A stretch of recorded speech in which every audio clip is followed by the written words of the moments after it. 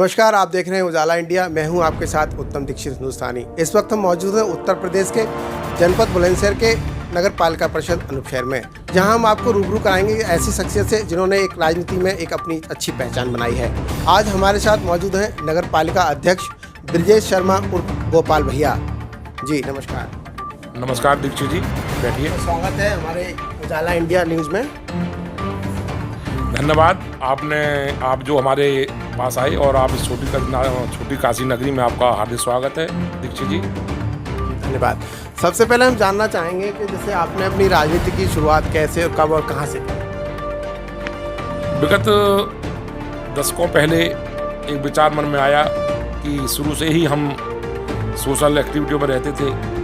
उसके साथ साथ विचार आया कि क्यों ना ही किसी पद पर पहुंचकर किसी आम जनमानस जो गरीब तबका है उसकी सेवा की जाए, क्योंकि जिस प्रकार सेवा करते आ रहे थे वो सेवा मुझे दिल में महसूस होता था कि वो पूर्ण नहीं हो पा रही है।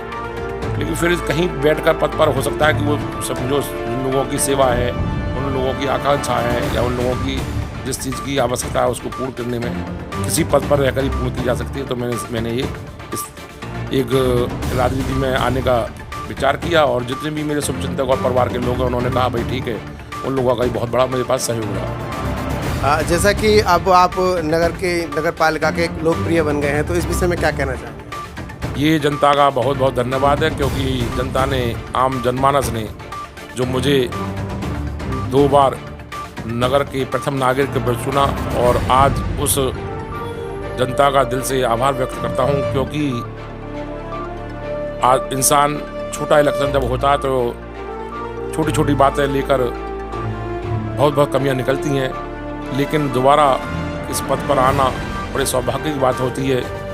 और इस नगर की आवाम, इस नगर की जनता के लिए मैं तहे दिल से शुक्रगुजार हूँ कि इन्होंने मुझ पर विश्वास करा और इस पद पर पहुँचाया। साथ साथ अभी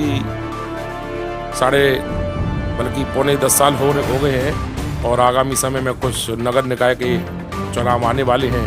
लेकिन आज ये भी देखने को मिलता है कि जो नगर के चुनाव हैं उसमें भी आज जहाँ भी कहीं बैठते हैं कहीं भी ऐसा नहीं है कि हमारा कहीं विरोधाभास हो, फिर भी जनता के प्रति जागरूक और सतर्क रहते हैं और जो भी उनकी समस्या होती हैं उनका निस्तारण करने का कार्य करते हैं। जैसा कि विकास कार्यों को लेकर आपकी जगह जगह भूरी प्रशंसा होती रहती है, तो कैसे कैसे विकास कार्यों में आपने सहभागिता दिखाई है? जो कार्य होते हैं पर्टिकुलर ऐसा रहता है, जैसे कार्य हो रहा है वो मेरे घर या मेरे घर परिवार में ही हो रहा है, तो इसलिए जो भी कार्य जो नगर पालिका के द्वारा टेंडर की प्रक्रिया अपनाकर जो सरकारी प्रोसीडिंग है उसे अपनाने के बाद जो कार्य होते हैं अपनी देखरेख में कार्य कराए जाते हैं। जिसमें कमी पाई जाती है उस कमी को पूरा भी कराए जाते हैं, या जेई हो या निर्माण लिपिक हो या किसी प्रकार का उसमें कमी दिखी जाती है या वाटर सप्लाई है, तो पर्सनली इंटरेस्ट लेकर भी उन कार्यों को पूर्ण कराने में हम अपना सहभागिता दिखाते हैं, जो कि जनमानस के प्रति एक हमारे इस मैसेज जाता है कि भाई कहीं ना कहीं ये आदमी हर समय हमारे लिए सजग रहता है और हमारे लिए कुछ ना कुछ आगे देने के लिए तैयार रहता है। एक व्यक्तिगत सवाल है आपसे कि आपके इन 10 वर्षों में कोई ऐसा लम्हा आया हो, ऐसा समय आया हो जो आपको यादगार हो, या आपके लिए कभी हंसी आ जाती हो बैठे बैठे, या एक जिंदगी में ऐसा लम्हा आया है? हाँ, लम्हा तो पूरे हिंदुस्तान में नहीं पूरे वर्ल्ड में आया। वो हंसी का दिन तो नहीं था, बड़ा गम का दिन था कि एक त्रासदी महामारी रूप में कोरोना आई और पूरा ऐसा माहौल बना। आने वाली पीढ़ी भी शायद इस माहौल को ना मिले, तो ऊपर वाले से यही दुआ करते हैं कि ऐसी स्थिति दोबारा देखने को ना मिले।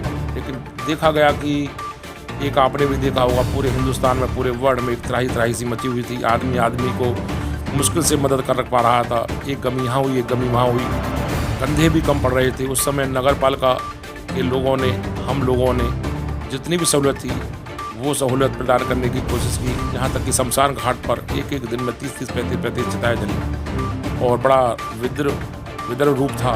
लेकिन फिर भी हमारी सरकार द्वारा पूरे प्रयास कर हिंदुस्तान के अंदर इस महामारी को रोकने के लिए, क्योंकि वर्ल्ड में हमारा लोकतंत्र इतना बड़ा है कि किसी भी देश का लोकतंत्र नहीं है, और इतनी आबादी को कंट्रोल करना, उसके बाद भी शासन द्वारा जो वैक्सीन लगाई गई है इतने विकराल रूप में, हर व्यक्ति को वैक्सीन देना, वो भी निःशुल्क। हमारी सरकार में बैठे हुए आदरणीय मोदी जी, आदरणीय योगी जी धन्यवाद के पात्र हैं। इस परिस्थितियों से लड़ने का, जूझने का उन्होंने हम लोगों के लिए हौसला प्रदान किया और इस कोरोना महामारी से मुक्ति दिलाई। और पूरी हिंदुस्तान की आवाम उनके लिए धन्यवाद देती है। आगामी अब चुनाव, आपके नगर निकाय चुनाव नज़दीक आ रहे हैं, तो उस संबंध में कुछ जनता को संदेश देना चाहेंगे, जनता से कुछ अपील करना चाहेंगे? जनता से तो जानती है कि भाई एक विकास रूप पुरुष के रूप में एक अपनी ख्याति नगर के अंदर अपनी अर्जित की है, और आगामी चुनाव में सीट सामान्य में रहती है। तो अगर जनता चाहती है कि भाई हम दोबारा इन लोगों के लिए चुनें और नगर का विकास जो थोड़ा बहुत रह गया है तो उसे पूर्ण कराएं और उनके सुख दुख में हम शरीक हों। कोई भी ऐसी नहीं है, जनता सब जानती है कि पिछले या आगामी समय में हमारे साथ कौन खड़ा हो सकता है, हमारे दुख में कौन खड़ा हो सकता है। तो इस प्रकार जनता से, अपनी प्रिय नगरवासियों से यही अनुरोध है कि अगर पार्टी हमें आशीर्वाद देती है तो जनता का आशीर्वाद भी बहुत ज़रूरी है। अगर जनता का आशीर्वाद प्राप्त नहीं हुआ तो कोई भी ये सीट का कोई भी पद, कोई भी व्यक्ति हासिल नहीं कर सकता है। इसलिए जनता की आवाज़ में हम हर समय उसमें शामिल रहते हैं। तो सीधी बात है कि अगर जनता हमें दोबारा इस चीज़ का आने का मौका देगी और पार्टी हमें इस लायक समझेगी तो वो परमात्मा के अधीन है, क्या होगा। बहुत बहुत धन्यवाद। जैसा कि अभी हमने आपको रूबरू कराया था लोकप्रिय नगर पालिका अध्यक्ष ब्रिजेश शर्मा और गोपाल भैया से, मैं उत्तम दीक्षित अपने सहयोगी कैमरामैन दौलत राम के साथ